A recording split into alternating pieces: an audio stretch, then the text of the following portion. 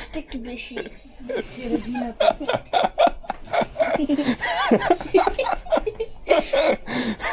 পেঁয়াজের মতো।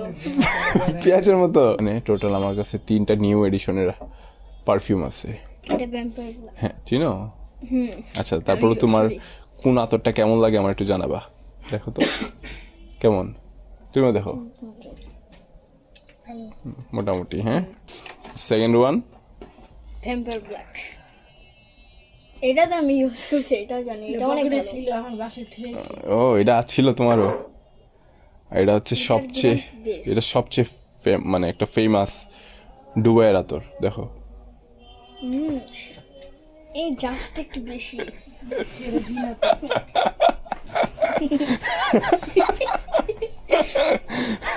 পেঁয়াজের মতো।